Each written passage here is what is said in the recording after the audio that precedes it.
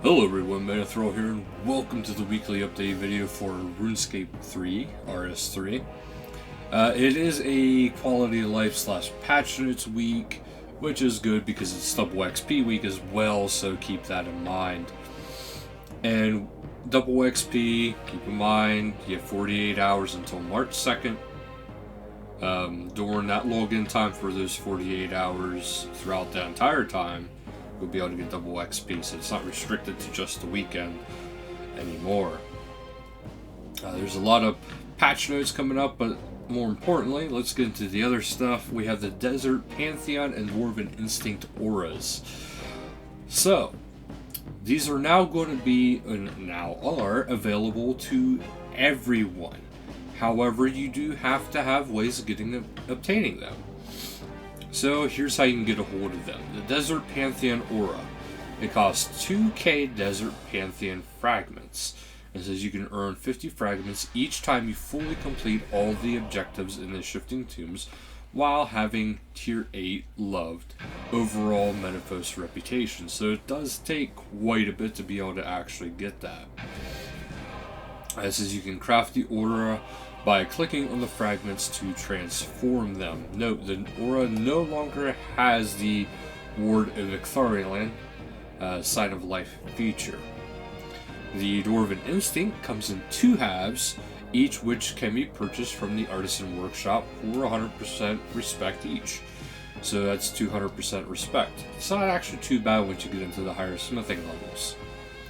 But alternatively, each aura can be purchased for 2 bonds in the bond interface. So you can either spend 4 bonds and get both of them, or you can just earn it without even worrying about any of that.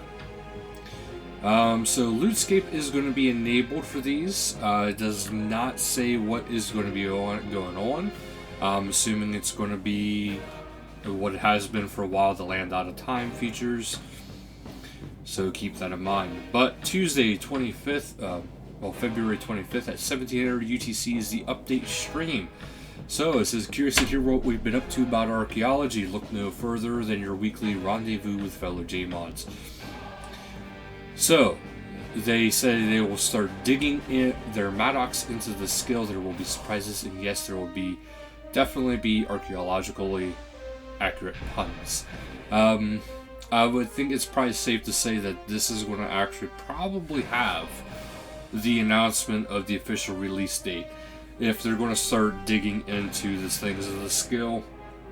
I've been following it closely on Discord, and Mod Shogun actually, from the last I heard, has the highest skill level with all the mods, and his is level 91, so they have tested quite far into this skill. And then Friday, February 28th at 1500 UTC, featured stream is Makeru, so be sure to check out their stream. The engagement survey, this is the thing that we've been getting popped up. This way, you can actually voice your opinion. There's a link on the main page right here, but also if you log in, you can also get it that way.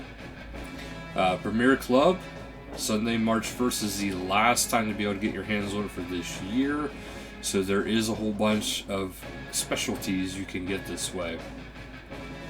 Merch, there's a new pin. Pretty cool looking. There is another thing here called the Instagram filter. With so many skills to choose from during Double XP Weekend Extended, it can sometimes be a bit overwhelming deciding what you are going to pump into your Double XP into. Well, now Instagram can lend a hand. Our new RuneScape skill role filter is ready and waiting to choose a skill that is best for you. To try it out, simply open Instagram, search for RS skill role, click the filter, alternatively click on this link from your mobile, so the main page, and then let the magic begin. Let me the magic begin. So typo right off the bat there. And they say be sure to tag them at RuneScape to let them know what you got. There's been some recent player visits, and they have a nice little picture of all the people here that have recently visited.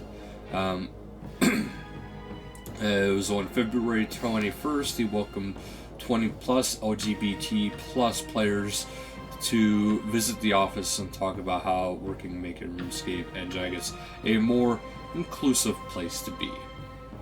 And don't forget about the Pink Skirts event coming up as well, going on as well. Now we will head into the patch notes, and there's some nice patch notes coming up here, so keep that in mind. Quality of life improvements. So as you can see, there is actually a bit of an overhaul for invention and crafting. So now there's core invention items, skilling support, combat support, skilling outfit pieces, cosmetic items, augmented melee, magic, ranged, hybrid items, and miscellaneous support. So each thing has its own category now. So you can go into that category, find it, and then bam. The skills necklace has been updated to include teleports to the invention, rune crafting, and farming guilds. The "You have been poisoned" message displayed while fighting Gregovic in God Wars Dungeon 2 can now be filtered in the chat box. The Hellweir's continued attacks cause you to lose even more blood message displayed while fighting Hellweir in God Wars Dungeon 2 can now be filtered in the chat box.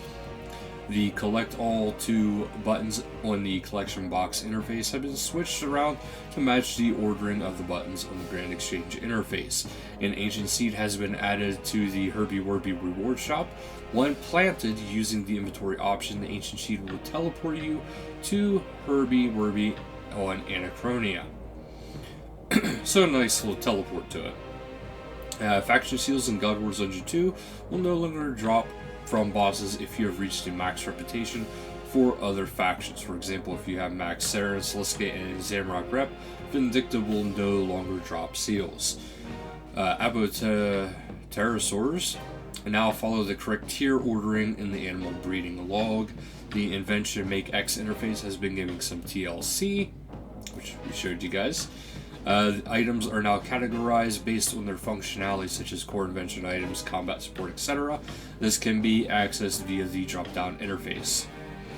All items are now ordered by invention level where appropriate, except in the core invention items category. This was an exception to ensure that similar types of items stayed next to each other on their list and that familiarity with this was not lost. Augmented combat equipment has also been reordered, starting with body, then legs. It's also sorted by tier. The Tower of Life altars can now be unnoted, the first ingredient of the creature's recipe, by using the noted item on the altar, or by right-clicking and long pressing the altar. This will unnote one item at a time, and will not work with the Sword Chick altar, as the Sword Chick does not drop noted raw swordfish. So noted items will change now, which is actually very good for unicorn horns and some other items. The buy 1, 5, 10, all, and X options have been added to Angrop's Crystal Armor Shop in Terdiad. Diversity improvements. We're holding our hands up on this one. In the past, they could have done a better job fostering diversity in game, but as they say, the best time to get started is now, so better late than never. And so today, they've made some following small changes to help RuneScape be a happy and more inclusive place. The word gypsy has been removed from Eris's name and examined text, as this word could be interpreted as a racial slur, which is actually true, and some people might not even realize that. Various NPCs in Karamja have been given more appropriate titles. Various NPCs in the Caridian Desert have had their name changed for Ali to better reflect the diverse variety of names we see in real life. But that was a long-running joke, having everybody called Ali. Some dialogue in the Kindred Spirits quest has been altered to remove unintended offense. 120 Farming and Herblore is getting a fix, which has updated the examined text of the harvest potion so that all the different doses are now consistent. You now gain farming reputation from harvesting Calquat fruits. Messaging is now displayed telling players why using growth potions or patch bombs on money trees at the manor farm will not work. Salamanders have received a nudge of encouragement from prehistoric Potterting and will now breed at faster rates. Flies are not now stackable. This is huge. I know some people probably think that's stupid, but it's huge. My frogs have been neglected because of this. Players can now reliably decamp potions without opening a crafting menu. Players can now fill up plant pots from the Bloodwood tree and Money Tree patch at Manor Farm. Harvesting from bush patches while using the Wolpertanger Familiar will now correctly award farming reputation. Cave Nightshade is now far less frustrating to harvest from inside the scavenged caves. Players will now find the spots to harvest them from and will receive token farming XP from doing so, but must wear gloves to avoid getting poisoned. Picking Cave Nightshade now also works with the side of the border, which is very good news. While Wolpertanger's Familiars now correctly fill farming urns when harvesting bushes. After struggling to say green salamanders, Meg has gone back to calling them swamp lizards. The text shown now matches her VO. A sell-all option has been added to Baby Shakes. It's actually kind of nice. Mobile, modified Farmer's Hat and Amulet of Bountiful Harvest now message in green when seeds are saved in the sowing process. Improve the visibility of messages generated for users when interacting with the Slayer reward shop on mobile. The Beast of Burden inventory icons have been updated to use circular slots that match the main backpack inventory. Fix a typo on Treasure Hunter pop-up on mobile. Fixed an issue that was blocking scrolling on mobile when browsing invention blueprints on the discovery side of the workbench. Fixed an issue that was causing Members Founder Pack interface to be displayed too soon for new users on mobile client.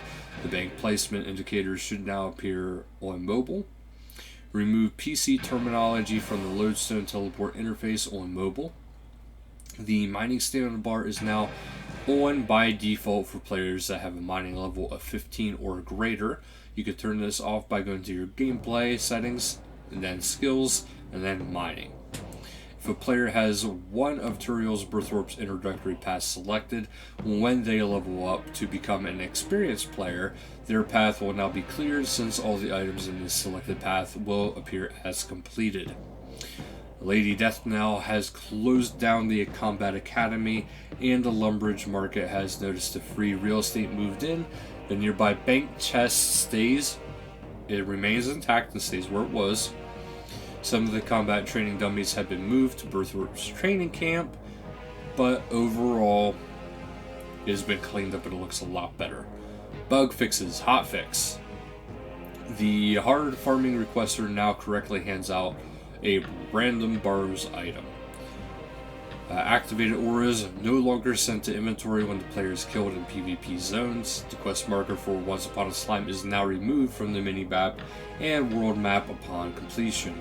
The dibs on first batch achievement on the farming path can now be finished as intended. Fix an issue with crafting menus highlighting the wrong items. Fix a client crash that was caused by equipping specific uncharged augmented gear. Wendy will now correctly dye your cat when asked after completing Purple Cat mini quest. Incense buffs are no longer removed when leaving the fight kiln. The Steal Yourself in for Combat achievement now works for upgraded steel items. Fix an issue in which the contents of the ore box was being deposited into the player's inventory if the box was previously been placed into a full bank upon death. When trying to equip a completionist case from the bank without the requirements, escape will no longer visually remain in the back slot. The Death of Chivalry quest now correctly accounts for players who have chosen V as their god. Can no longer check player-owned farm animals in other locations if the action is performed while teleporting. Restored full reclaim functionality for Sentinel and Trapper outfits to Diango's storage system. So those are fixed. Fix an issue preventing some body and leg pieces from skilling outfits from being reclaimed. Prevented the ability to claim multiple skilling outfit pieces via Diango's storage system. A bug that was causing an issue with some people's player-owned house has been fixed. If you were affected by this, you can visit the designated portal to remove some of the extra rooms and have the materials refunded. A bug that was causing players to lose ownership of their cannon if another player logs out with an active cannon has been fixed. There might still be the odd occurrence here or there, so be sure to use the feedback from form linked above if you're still encountering this issue. So that is quite a bit, and actually a lot of big fixes when you really think about it. So thank you guys so much for watching, and until next time, later guys.